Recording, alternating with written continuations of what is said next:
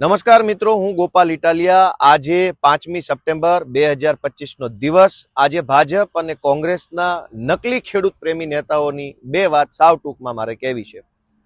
પહેલી વાત કે ભાજપના પ્રદેશ પ્રમુખ ગઈકાલે અથવા પરમ દિવસે અથવા ગમે ત્યારે મેં તો એક વિડીયો જોયો, એમાં એવું બોલે છે કે ભાઈ દિલ્હી અને પંજાબથી આવેલા લોકો ખેડૂતોના મસીહા બનવાની કોશિશ કરે છે। ભાઈ, ગુજરાતમાં વર્ષોથી ખેડૂતોએ જેને મત આપ્યા છે એ લોકો જો ખેડૂત ઉપર દંડા ચલાવે તો દિલ્હી અને પંજાબના નહીં, આખા ભારત દેશના નેતાઓ અહીંયા આવશે અને ખેડૂતોના હામી બનશે। એમાં કંઈ ખોટું નથી। એટલે ખેડૂતોને આ છેલ્લા ઘણા દિવસોથી માવઠું થયું। સરકાર મીટિંગ ઉપર મીટિંગ, ફોટા ઉપર ફોટા, વિડીયો ઉપર વિડીયો બનાવે છે, પણ નક્કી કરી શકતા નથી કે સહાય કેટલી ચૂકવશે, ક્યારે ચૂકવશે, કોને ચૂકવશે, કેવી રીતે ચૂકવશે। ભાષણો કરવામાં તો ભાજપના પ્રદેશ પ્રમુખ છે એ શુરા છે, મોટો સિંઘમ બનીને ભાષણો તો બહુ કરો છો।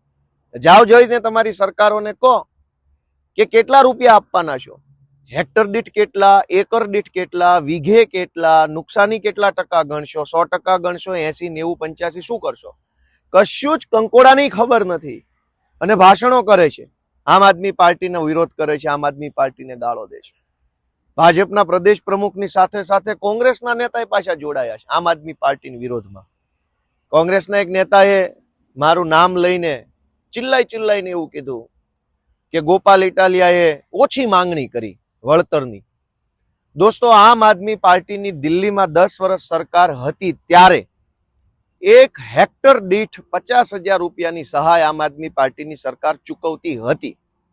હાલમાં જ્યાં પંજાબમાં આમ આદમી પાર્ટીની સરકાર છે ત્યાં પણ ખેડૂતોને કોઈ નુકસાન જાય તો 1 હેક્ટરના 50,000 રૂપિયા વળતર ચૂકવે છે। એટલે કે આમ આદમી પાર્ટી જેટલા રૂપિયા વાસ્તવિક રીતે બીજા રાજ્યમાં જ્યાં સરકાર હોય ત્યાં ચૂકવે છે એટલા જ રૂપિયા ચૂકવવાની માંગણી મેં અહીંયા કરી। ઓછા પણ નહીં, વધુ પણ નહીં। મેં ગુજરાતના ઇતિહાસમાં કોઈ દિવસ 1 હેક્ટરના 25,000 રૂપિયા પણ ભાજપની સરકારે નથી ચૂકવ્યા, ગુજરાતના ઇતિહાસમાં નહીં। મેં તો 50,000ની માંગણી કરી 1 હેક્ટરના। આંકડો તો 20,000 નોય નથી ને 25,000 નોય નથી।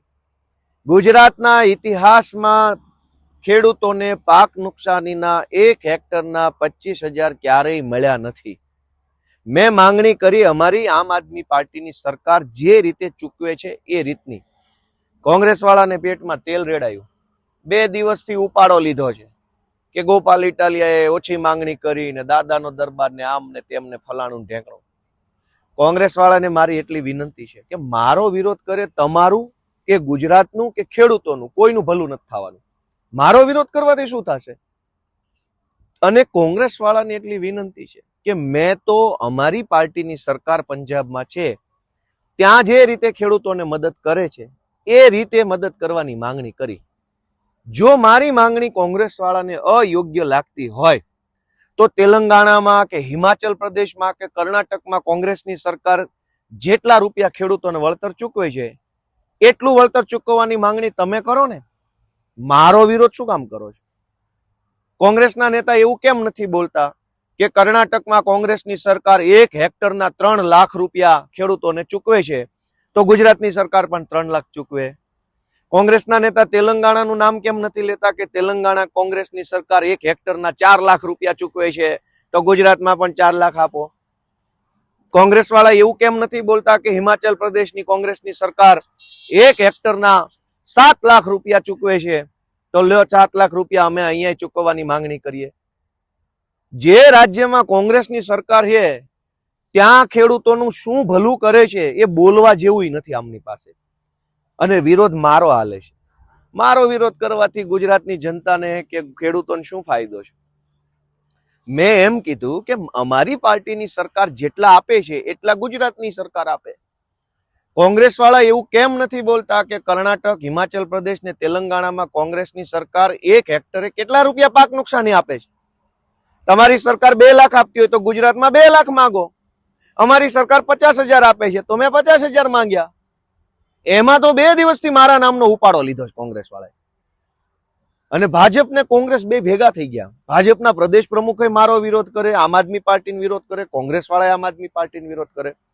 દોસ્તો આ બે એક થઈ ગયા, જોઈ લેજો. બંનેની દુકાન મસ્ત ચાલતી હતી અત્યાર સુધી, શાનદાર ચકાચક દુકાન હાલતી હતી. ભાગીદારી પેઢીમાં કઈ વાંધો નહોતો, બે ભાગીદારોને ભાગ બટાઈમાં વાંધો નહોતો. જ્યારથી આમ આદમી પાર્ટીને વિસાવદરના ખેડૂતોએ આશીર્વાદ આપ્યા, જ્યારથી મને ધારાસભ્ય બનાવ, ત્યારથી બેયના પેટમાં તેલ રેડાણું. રોજ જાગીને ભાજપે આમ આદમી પાર્ટીનો વિરોધ કરે, કોંગ્રેસે આમ આદમી પાર્ટીનો વિરોધ કરે. ભાજપ એ ભૂલી ગઈ કે સત્તામાં છે, કોંગ્રેસ એ ભૂલી ગઈ કે હમણાં સુધી તો તમે જ વિપક્ષમાં હતા. બે ભેગા થઈ ગયા, અમારો વિરોધ કરે છે. મિત્રો આ વાતને ઓળખજો. કોંગ્રેસના મિત્રોને વિનંતી કે મારો વિરોધ રહેવા દો બાપા. તમે તમારી પાર્ટીની સરકારો જે રાજ્યમાં છે ત્યાં શું કલ્યાણ કર્યું, શું ભલીવાર કરી છે એ ગુજરાતની જનતાને જણાવો. અમે ભાજપનો વિરોધ કરી રહ્યા છીએ. ભાજપના પ્રદેશ અધ્યક્ષને વિનંતી છે કે તમારે અમારું નામ લેવાની જરૂર નથી બાપા.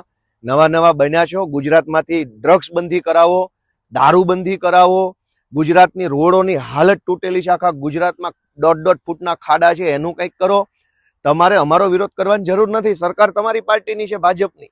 કંઈક કામમાં લાગો, તમારાથી થઈ શકે એમ છે. હજુ તમે સરકારમાં છો ત્યાં સુધી. એટલે ગુજરાતના સૌ વડીલોને, યુવાનોને વિનંતી છે કે આ બંને જો ભેગા થઈ ગયા છે એની ઉપર નજર રાખજો. જય જય ગરવી ગુજરાત.